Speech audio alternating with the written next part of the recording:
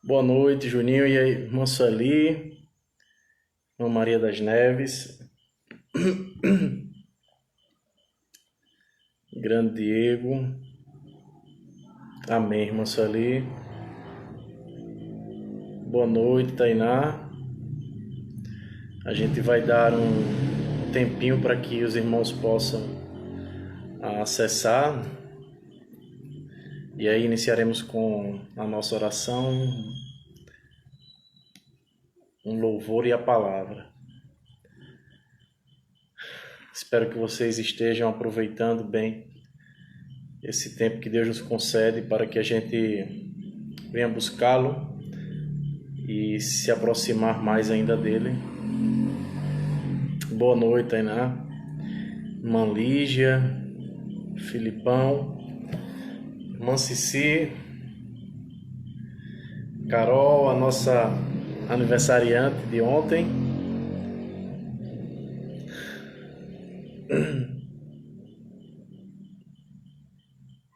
Vamos dar um tempo. Deixa eu só pegar aqui um relógio para que eu possa cronometrar o tempo.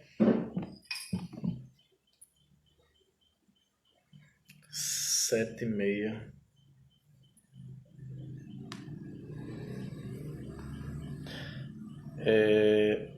Me digam uma coisa, o som tá legal?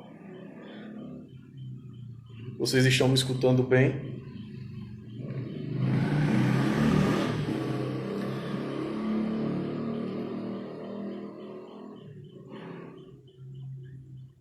Oi, Carol.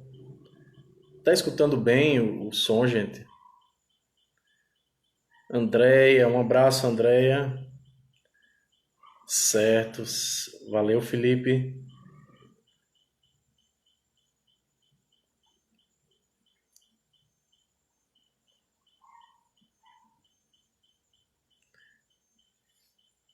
Ok, obrigado, irmão Ronaldo. Obrigado, irmão Soli. Eita.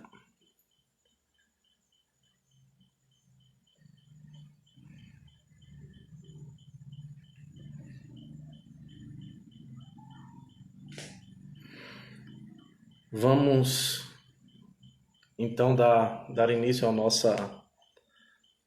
nosso momento, né, de reflexão de hoje.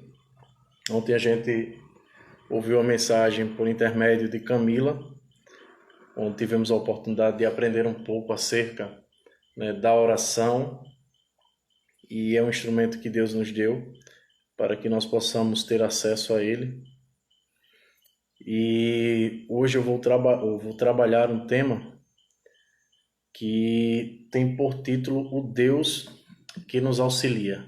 Eita, deixa eu só...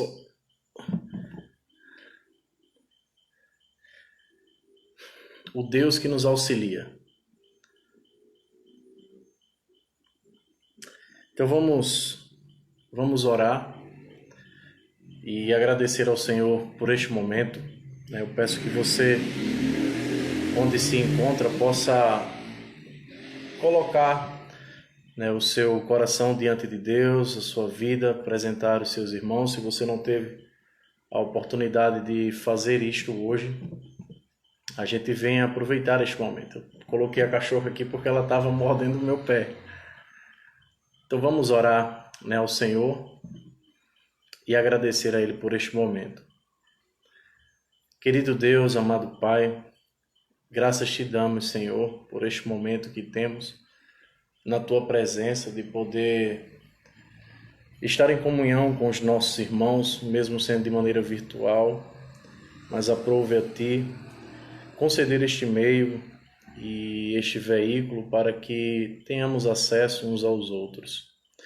Embora nada disso substitua o contato físico, o olhar no olho do outro, o escutar o outro e poder se aproximar do outro. Pai, nós colocamos diante de Ti também este momento. Intercedemos a Ti porque Tu és o controlador de tudo, Tu és soberano sobre todas as situações e é ao Senhor que nós recorremos, pois o Senhor vem o nosso auxílio do Senhor vem a nossa força, do Senhor vem a nossa esperança.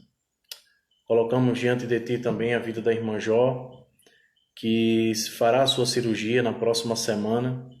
Que o Senhor esteja cuidando da sua vida, dos médicos que estarão ali, auxiliando tua filha nesse momento de restauração, Senhor, de sua saúde. Quero te agradecer por cada irmão que já está conosco, pela nossa igreja, por cada senhora que também, por uma limitação ou outra, ou por uma razão ou outra, não tem acesso a estas mídias, mas Tu és, Senhor, a Tua palavra diz, o Deus de perto como também de longe, e tens o poder de aquecer o coração dos nossos irmãos, de lembrá-los das verdades da Tua palavra, do Evangelho, e que eles possam meditar. Pai, que este momento nós tenhamos para nos aproximarmos ainda mais de Ti. Que não gastemos o nosso tempo com aquilo que é fútil, com aquilo que é passageiro, mas que tenhamos o compromisso no nosso coração de ler mais a Tua palavra, de Te conhecer pela Escritura. Pois por vezes o nosso coração se prostra aos ídolos que nós criamos e formamos ao longo da nossa caminhada. Nos perdemos às vezes pelas mídias, com o tempo que gastamos, e esquecemos de estudar a Tua palavra, de estudar aquilo que o Senhor deixou para cada um de nós, que é a revelação da Escritura Sagrada. Pois, advertindo o povo, a nação de Israel, já disse o profeta Oséias, que nós deveríamos conhecer e prosseguir em Te conhecer, porque esta é a nossa saída. Então, que assim o façamos para a glória do Teu santo nome. Que as nossas vidas, Pai, sejam ainda mais restauradas, tocadas pelo Teu Espírito. Assim, Deus, eu Te peço, guia os nossos passos, como também, Senhor, eu Te peço perdão pelos nossos pecados, que muitas das vezes nós ferimos a Tua santidade e ferimos também os nossos irmãos. Tem misericórdia de nós, Senhor, que por vezes nos prostramos aos nossos pecados, que guardamos no nosso coração e que precisamos, Pai, de uma libertação. Que o Teu Espírito nos auxilie e assim, Deus, nós possamos nos encontrar diante de Ti em santidade. Nos ajuda na noite de hoje, para a glória do Teu santo nome. Amém. Nós vamos louvar ao Senhor. Tem uma canção que eu estava pensando nela hoje pela manhã e eu queria que você cantasse comigo e pudesse também adorar ao Senhor neste momento. Ela é muito conhecida nossa, tem por título A Tua Fidelidade. Tua fidelidade é grande, ó Senhor, Tua fidelidade incomparável é, nada é como Tu. Bendito Deus, grande é Tua fidelidade. Tua fidelidade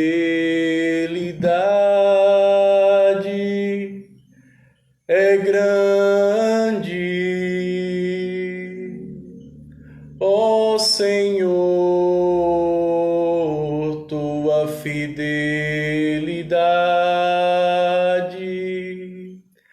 incomparável é, nada é como Tu.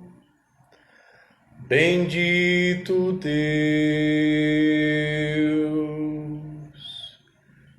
grande é tua fidelidade.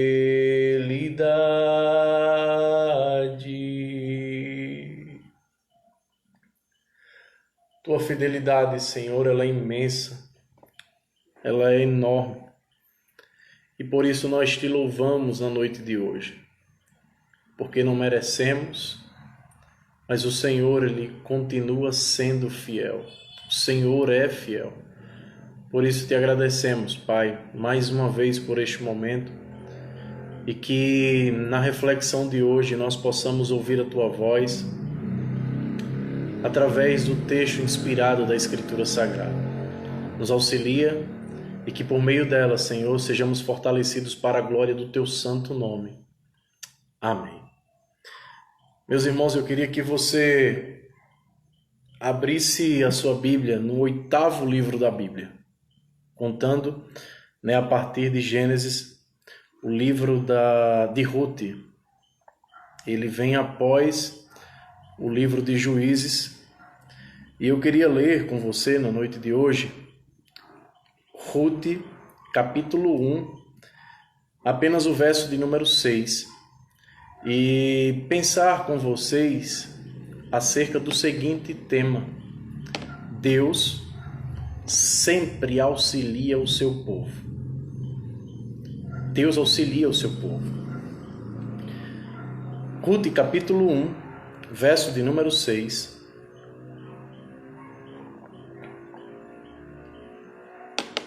Registra o seguinte: quando Noemi soube em Moabe que o Senhor viera em auxílio do seu povo, dando-lhe alimento, decidiu voltar com suas 2 noras para sua terra. Amém? Vamos ler novamente. Quando Noemi soube em Moabe que o Senhor viera em auxílio do seu povo, dando-lhe alimento, decidiu voltar com suas noras para a sua terra.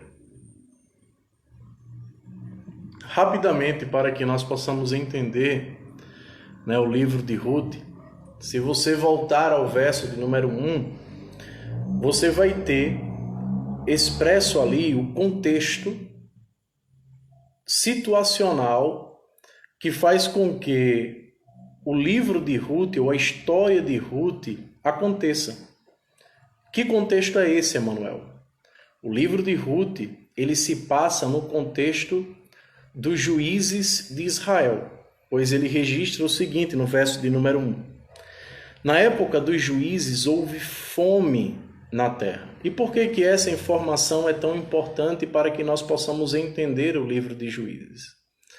Se você já fez uma leitura ou se inteirou através de uma conversa com alguém acerca do livro, você vai ver que o livro de Ruth, ele expressa como o povo vive na terra prometida por Deus aos seus antepassados, Abraão, Isaque e Jacó.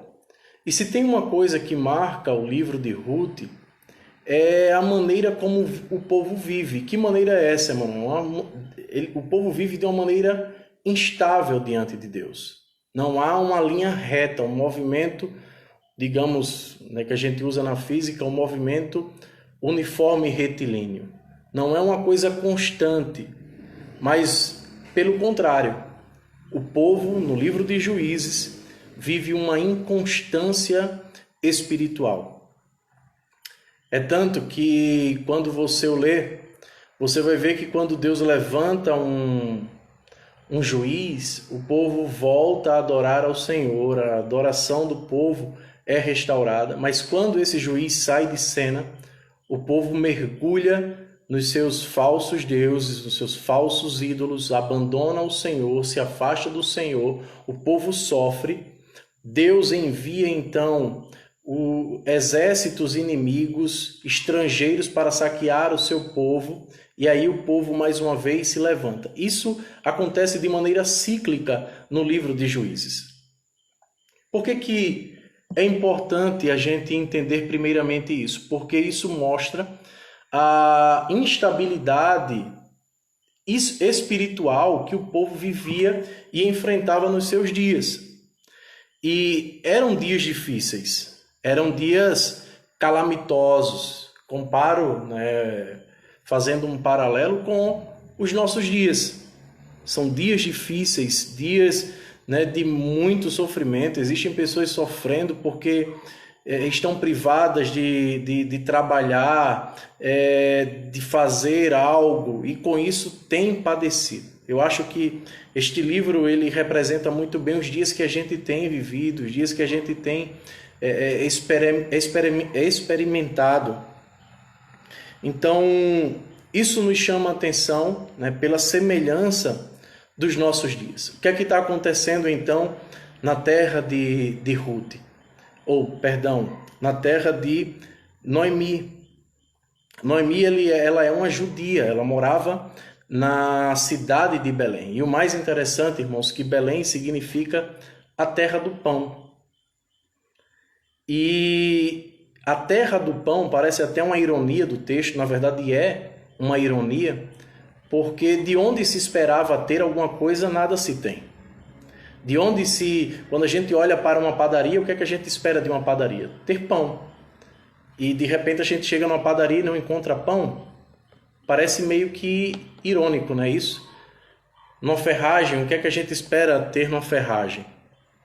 Elementos para ou utensílios que sejam usados dentro de uma construção e de uma casa. E a gente chega numa ferragem, chega numa loja como esta, né? E não encontra o que a gente espera. Então é meio que marca um contraste. E o livro de Ruth tem isso. Ele começa com esse paradoxo, ele começa com esse contraste daquilo que o nome representa, né, que é casa de pão, mas não se tem aquilo que se esperava ter.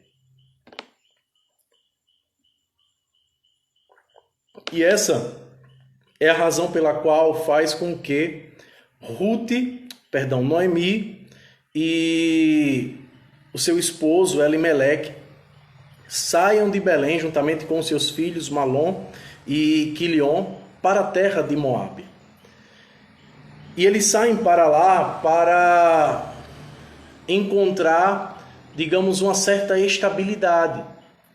E o mais interessante que acontece no início da história, da narrativa de Ruth, ou do livro de Ruth, né, é que o autor nos apresenta que esta família, aparentemente, né, saudável, ela começa a sofrer algumas ruínas. Primeiro, a perda do patriarca da casa, que é Elimeleque. Depois, né, que Elimeleque morre, a gente vai ter no verso de número 5 a morte dos dois filhos de Noemi, Malom e Quilion. E eles aqui já estavam casados, um com Orfa e o outro com Ruth, duas moabitas, duas estrangeiras. E aí, irmãos, uma coisa que eu queria destacar nesse texto se encontra no verso de número 3 e o verso de número 5, que por duas vezes o autor do livro, ele traz à tona a mesma palavra, sozinha. No verso de número 3, quando diz que Elimeleque, marido de Noemi, morreu e ela ficou sozinha. E no verso de número 5, quando os filhos dela, né, morrem, Malom e Quilion, e Noemi ficou sozinha. Por que isso é interessante? Porque o livro começa a afunilar e mostrar agora um processo na vida de Noemi que todos nós sofremos também com isso, ou quando nos deparamos com isso, que é a tal da solidão. E, de certa maneira, eu acredito que todos nós, né, nesse período de quarentena, estamos vivendo, né? Embora não seja a morte de um ente querido, no nosso caso, no nosso contexto, mas aqui no de Ruth, ou melhor, no de Noemi, foi o que aconteceu. E essa ausência física do seu esposo e dos seus filhos também representa um pouco do interior da sua alma. E por que isso representa um pouco o interior de sua alma? Porque se você observar o verso de número 20, ainda no primeiro capítulo, quando Noemi volta para a sua terra, a terra de Belém, acontece uma alteração no nome de Noemi. E isso está aqui de maneira não aleatória, mas de maneira proposital. Pois diz o texto no verso de número 20, mas ela respondeu, né? Quando algumas mulheres, né, olharam para ela e perguntaram, será que é Noemi? Perguntavam algumas mulheres. Isso está no verso de número 19. E essa pergunta, vejam, né, que o autor aqui também está querendo ser intencional, porque demonstra a desconfiguração e o abatimento na alma, e não só na alma, mas no físico de Noemi, que fez com que mulheres que outrora a conheciam cheguem a indagar acerca de fato se aquela mulher que havia saído há anos, né, de Belém era de fato Noemi. E aí o que é que acontece? Noemi chega tão diferente, tão desconfigurada de quando ela havia saído de Belém, que ela vai dizer no verso de número 20, não me chamem Noemi. E aqui há uma mudança de nome, né? E a gente precisa atentar para isso, né? Quando a Bíblia faz essa alteração de nome, não é, como eu havia falado, de maneira aleatória, e sim de maneira intencional, né? Jacó, percebam, Jacó, que passa a ser Israel, Abrão, que passa a ser Abraão, Sarai, que passa a ser a Sara, né? E tantos outros nomes que acabam recebendo alteração. E o autor aqui do livro nos dá uma pista, né? Porque o nome Noemi significa agradável, doce. E ela diz, né? Não me chamem Noemi, ou seja, não me chamem como doce, agradável, que era esse o significado do seu nome. Melhor que me chamem de Mara. Melhor que me chamem de Mara. E aí ela vai dar a explicação por quê, né? E Mara que significa amarga, né? Tristeza, amargura, pois o Todo-Poderoso tornou minha vida muito amarga, né? E então duas informações nós temos aí. Ela havia saído de Belém para Moabe, é muito provável que ela tenha saído esperançosa, porque em Moabe ela ia encontrar descanso, ela ia encontrar comida, ela ia encontrar aquilo que ela precisava para subsistir. E ela volta diferente daquilo que ela saiu, né? Amarga, triste, desconfigurada. E ela põe toda essa problemática, ela põe a desculpa de tudo que ela havia enfrentado como culpa, né? Pois o Todo-Poderoso tornou minha vida muito amarga. Em quem? Em Deus, né? Então percebam, irmãos, que muitas das vezes a gente também por não entender coisas que acontecem na nossa vida, principalmente quando nós estamos sendo bombardeados, né? A gente fica tão atordoado, a gente fica tão mexido, tão sensível, a gente fica tão desconfigurado que a gente começa a olhar para Deus com um olhar de tamanha desconfiança. E é um sentimento legítimo do ser humano. Eu não julgaria ninguém por conta disso, né? Pode acontecer. Pode acontecer. Se você, por exemplo, em um outro momento, meditar no Salmo de número 73, você vai ver uma pessoa, né, Asaf, é o Salmo composto por Asaf, e ele era alguém que servia ao Senhor no templo, ele era um adorador, ele cantava ao Senhor.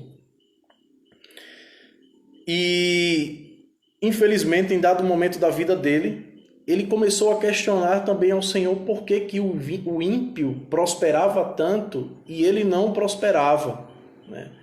Então a amargura, a tristeza é um sentimento comum a nós seres humanos, que somos finitos, que sofremos, que padecemos e enfrentamos dilemas, cada um, né, enfrentando os seus desafios, as suas dores, as suas angústias. É um momento de muita sensibilidade, né? Quando a gente está sofrendo, quando a gente está sendo bombardeado, quando a gente está enfrentando o dia mal. É algo que chega para todos nós. Se tem uma coisa que todos nós temos em comum, né, dentre tantas que a gente poderia citar, é a angústia diante do sofrimento, né? Só abrindo parênteses, eu estava refletindo esses dias, a primeira vez que a palavra sofrimento apareceu na Bíblia, está lá no capítulo 3 de Gênesis. E essa palavra surge como consequência do pecado do homem. A primeira vez, né, o capítulo de número 3 vai registrar, se não me falha a memória, são 2 ou 3 vezes que essa palavra aparece, sofrimento. E o sofrimento pode vir por diversos fatores, né? Sejam pecados que a gente comete contra Deus ou pecados que outras pessoas cometem contra a gente. De uma maneira ou de outra, todos nós sofremos, né? Seja em qualquer esfera ou âmbito, a gente vai enfrentar, né, o sofrimento no trabalho, enfim, todos nós enfrentamos o sofrimento. A pergunta que nós devemos fazer, né, é como a gente pode enfrentar o sofrimento. Qual seria a maneira bíblica de enfrentar o sofrimento? Pois o cristão é alguém que enxerga a vida com as lentes do Evangelho. E é aí onde está a diferença. E é aí onde a gente precisa entender como a gente pode viver ou como um cristão ele deve viver. Se a gente for analisar, por exemplo, o Sermão do Monte, quando Jesus começa a falar daquele trecho, capítulo de número 6, se não me falha a memória, acerca daqueles que vivem de maneira ansiosa, você vai ver que ele descreve ali, em contraste, né, daqueles que não confiam, que olham para as aves e para os lírios do campo e percebe que Deus que sustenta tudo aquilo, diferentemente viviam os pagãos, que não confiavam, que viviam ansiosos, que viviam sempre preocupados, mas o cristão é alguém que tem motivo de sobra para caminhar sempre confiando no Senhor. Por isso que ele vai terminar, né, dizendo que, em primeiro lugar, devemos buscar o reino de Deus, pois as demais coisas serão acrescentadas. Então, voltando para o texto, né, de Ruth, eu quero encorajar você a continuar confiando em Deus, porque Deus ele sempre auxilia o seu povo. Talvez Noemi, no momento do furacão em sua vida, ela não conseguisse enxergar tudo isso. Mas aí percebamos, irmãos, como Deus ele age. Em primeiro lugar, né, eu quero apontar para o verso de número 6, que foi o verso que a gente leu, que diz que quando Noemi soube em Moabe que o Senhor viera em auxílio do seu povo, dando-lhe alimento, decidiu voltar com suas 2 noras para a sua terra. Então, o que é que eu estou querendo dizer aqui, né, acerca do Deus que auxilia? Em primeiro lugar, Deus sempre assiste o seu povo. E com assistir, eu estou querendo dizer que Deus sempre auxilia. Deus sempre está com os seus olhos voltados para o seu povo.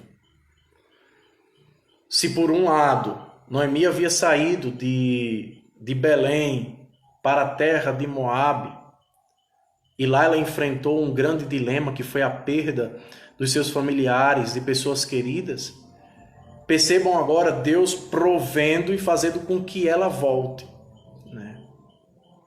Com que ela regresse, pois o texto registra que foi o próprio Deus que viera em auxílio do seu povo.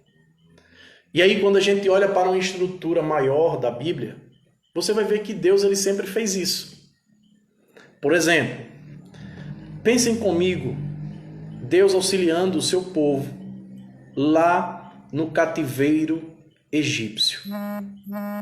Deus viu, contemplou o sofrimento do seu povo e, por meio de Moisés, o grande libertador, fez com que o seu povo que estava ali preso, cativo, fosse liberto e peregrinasse no deserto até a terra que o Senhor havia prometido, né, aos patriarcas. Pense também comigo, Deus vindo em auxílio do seu povo quando o povo se encontrava preso no cativeiro babilônico. Findado, né, os 70 anos de cativeiro, você vai ver que Deus vai usar um homem poderoso, Ciro.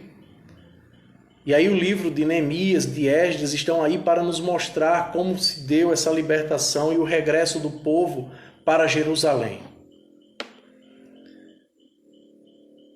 E percebam, irmãos, como Deus usou também o seu Filho Jesus Cristo, não mais para nos libertar de um cativeiro físico, mas de um cativeiro espiritual. Todos nós vivíamos presos. Paulo, no capítulo 3 de Romanos, vai dizer que todos pecaram e afastados ou destituídos estavam da glória de Deus.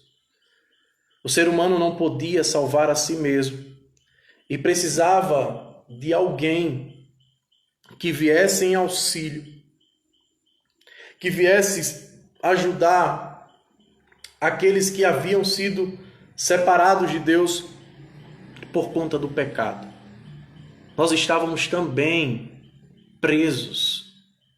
Nós estávamos também na solidão do nosso próprio pecado. E aprove ao Senhor enviar quem? O seu próprio Filho. Viveu, habitou entre nós, como diz João, capítulo 1. Padeceu, sofreu. E este é o maior motivo de alegria que nós temos, porque não mais sofremos o sofrimento da solidão. Por quê? Porque quando Jesus voltou para o Pai, ele disse que deixaria aqui conosco o Consolador.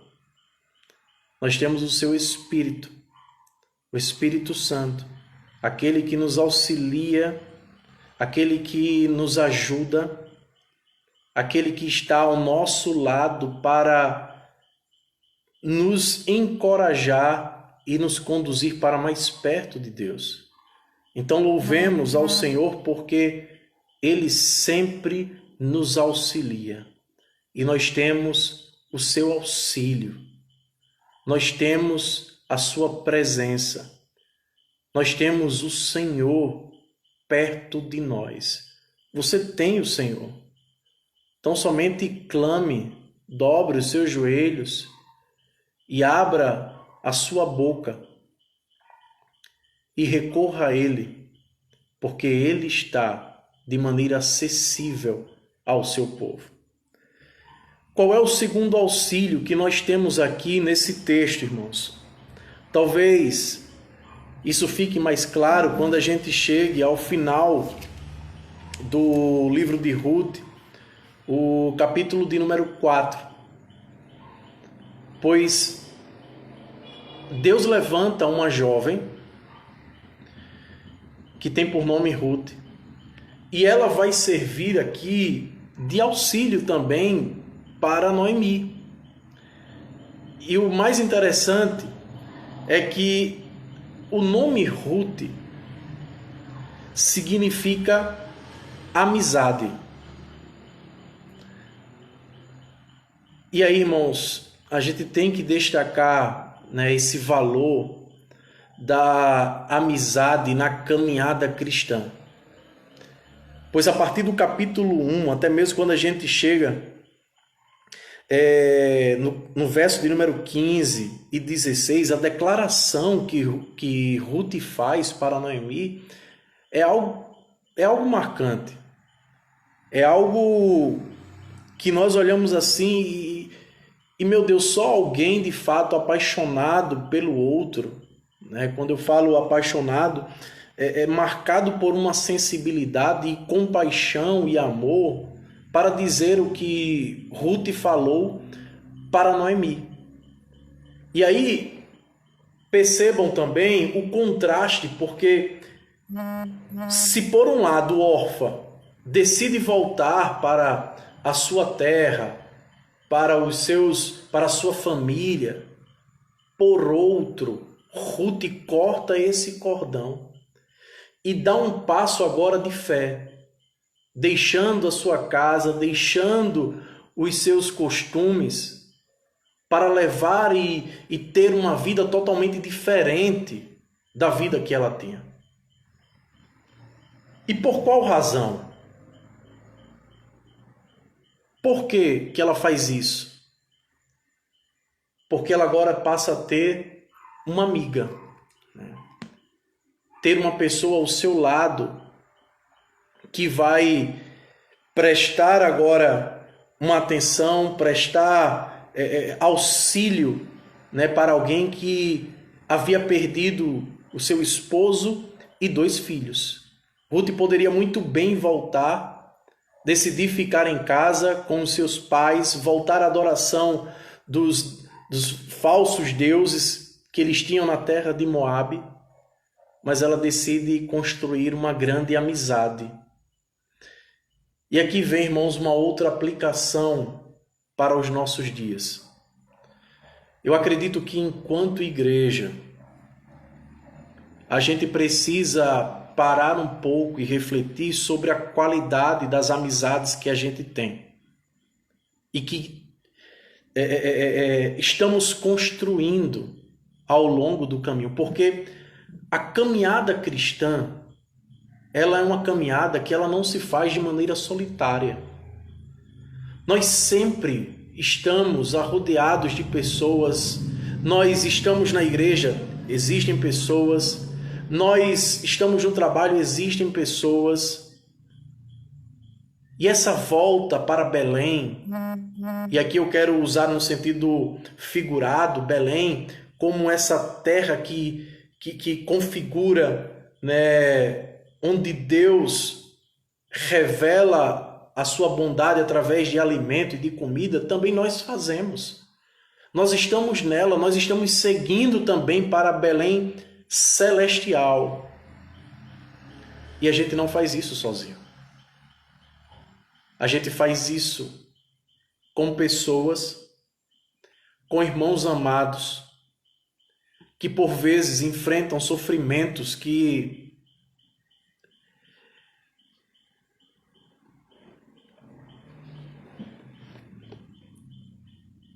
às vezes só sabemos apontar o dedo. Sofrimentos que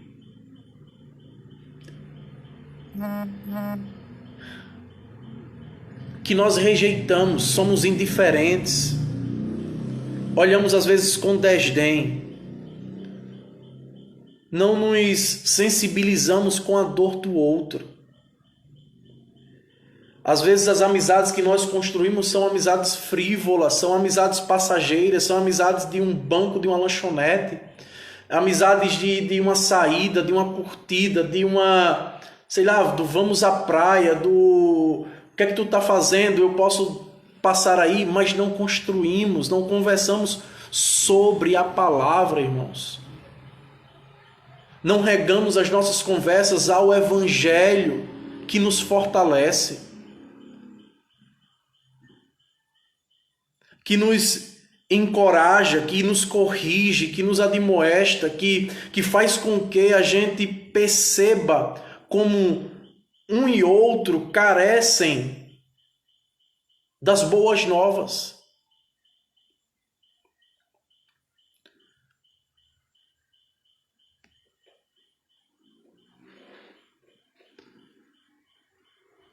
Paulo, quando esteve na igreja de Éfeso, disse ele que não deixou de pregar dia e noite o evangelho de Jesus. A pergunta é, quando nós nos reunimos com os nossos irmãos, o que é que nós tanto conversamos?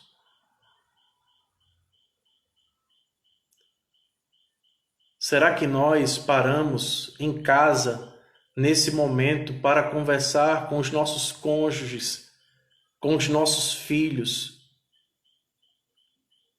com os nossos amigos, sobre a palavra? Será que as nossas amizades, elas estão entrelaçadas, elas estão arraigadas com as verdades do Evangelho? Lembre-se de Jesus, irmãos. Jesus caminhou com 12. Um pecou e se afastou, mas ele constantemente estava entre amigos. Ele constantemente estava entre pessoas para encorajar. No momento de maior sofrimento e de solidão de Jesus, quando ele chama 3 dos seus discípulos amados para fazer uma vigília, estar em oração com ele, eles dormiram. Percebam que por vezes nós estamos também do mesmo jeito, indiferentes com as amizades que o Senhor tem colocado diante de nós. Então que nós percebamos neste momento as pessoas, olhemos para elas e que possamos construir amizades, porque existem pessoas também que são colocadas por Deus em nossas vidas como irmãos queridos. Se por um lado existem pessoas que caminham e que não se atentam para isso, para ajudar uns aos outros na caminhada, para encorajar, existem pessoas que têm esse caráter, que têm esse sentimento, essa sensibilidade de olhar para o outro e de construir vínculos. Eu não estou falando de interesse pelo que o outro tem, mas por aquilo que o outro é, tão pecador quanto você e que carece da amizade e do mesmo encorajamento que você. Como eu também careço. E Ruth estar aqui para iniciar ou dar início a essa amizade. E Noemi, talvez até então, no capítulo de número 2, capítulo 1, não fique claro o papel dela para a vida de Noemi, irmãos. No entanto, há algo que acontece lá no final do capítulo, ou do livro, capítulo de número 4. verso de número 16. Noemi pôs o menino no colo e passou a cuidar dele. Veja o que diz o verso de número 17. E as mulheres da vizinhança celebraram o seu nome e disseram: Noemi tem um filho, e lhe deram o nome de Obed. Este foi o pai de Jessé, pai de Davi. Então, quando a gente termina o livro de Ruth, a gente vai perceber o propósito de Ruth na vida de Noemi. Me parece que a Noemi que termina a história não é aquela que começa. Pois Deus levanta alguém que faz com que auxilie Noemi, e o filho que era de Ruth, no verso de número 16, percebamos isso, não é louvado como filho de Ruth, mas é louvado como filho de Noemi. O próprio autor do livro dá essa ênfase à alegria na vida de Noemi. E quem é que fez isso, irmãos? Percebam que lá no capítulo de número 1, Noemi atribui a Deus tudo o que ela tinha passado, tudo o que ela tinha enfrentado. Mesmo Noemi tendo essa percepção de Deus, que tudo foi proporcionado por ele, a gente poderia dizer que o contrário também de calamidade, de sofrimento, também seria verdadeiro, uma vez que ela reconhece a tribulação e a adversidade vinda de Deus. Embora o texto não deixe isso de maneira explícita, muito clara, mas a gente pode perceber que há a mão de Deus sobre a vida de Noemi. Portanto, irmãos, eu quero que você guarde essa verdade no seu coração. Aconteça o que acontecer conosco, na nossa vida, seja o desemprego, seja a adversidade qual for, Deus sempre está em auxílio, ou Deus sempre auxilia o seu povo. Deus sempre contempla o seu povo. Sabe aquela história de, por mais que eu não esteja entendendo hoje o que está acontecendo na minha vida, um dia possivelmente a gente possa entender ou compreender? Existem coisas que não são entendíveis ou compreensíveis. Por outro lado, existem coisas que sim, que acontecem porque Deus permite e lá na frente a gente passe a entender. Mas uma coisa perpassa essas duas afirmativas que eu disse: Deus está no controle de tudo. Deus está no controle de tudo. Portanto, descanse o seu coração. Deus auxilia o seu povo, seja através da intervenção divina dele, trazendo comida, como nós acabamos de ver no capítulo de número 1, seja através das pessoas que ele permite se aproximar da gente. Porque eu confesso, irmãos, eu sou muito auxiliado desde o início que eu cheguei na CIB. Desde a forma como eu cheguei na CIB, aos dias de hoje, Deus ele sempre tem revelado e demonstrado a sua bondade. Por mais que o meu coração ele se atemorize por algumas circunstâncias, como eu falei, isso é comum a todos nós, porque nós somos seres humanos, temos sentimentos, nós somos finitos, não sabemos o dia do amanhã, mas convém a cada um de nós a descansar no Senhor. Portanto, eu quero te convidar na noite de hoje a confiar ainda mais no Senhor, sabendo que Ele auxilia o seu povo, seja de maneira direta ou indireta. Faça boas e grandes amizades com seus irmãos, aproveite o tempo, ligue para eles. Eu tenho achado interessante esse momento, porque eu nunca recebi tantas mensagens de irmãos no WhatsApp, se inscrevam no meu canal, para que nós possamos transmitir os nossos cultos ao vivo, fotos de lives que as pessoas estão fazendo entre irmãos para estar em comunhão. Então que nós possamos fazer isso.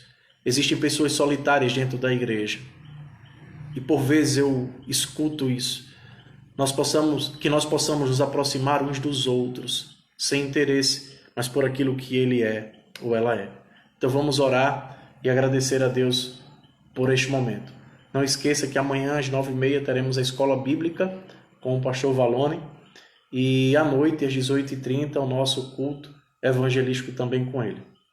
Querido Deus, amado Pai, muito obrigado pela reflexão de hoje, pela Segunda Igreja Batista em Tibiri 2, que tem sido uma bênção nas nossas vidas e nos ajuda, Senhor, a sempre que enfrentarmos os momentos de sofrimento, nós tenhamos em mente que o Senhor sempre auxilia o seu povo, seja de maneira direta ou de maneira indireta, colocando pessoas em nossas vidas, pessoas diante de nós para nos aproximar e nos encorajar. Existem discípulos teus, existem discípulos de Cristo Jesus, existem pessoas que pensam e que têm no seu coração o Evangelho e que nós possamos ser essas pessoas. Tua palavra, Senhor, nos mostra exemplo como a parábola do bom samaritano, pessoas que se compadecem da situação do outro e que assim nós sejamos para os nossos irmãos, para aqueles que se aproximam da gente. No nome santo do teu Filho amado Jesus Cristo. Amém. Que Deus abençoe, irmãos, e até amanhã, pela manhã com o pastor Valone e à noite também com ele. Deus abençoe. Amém.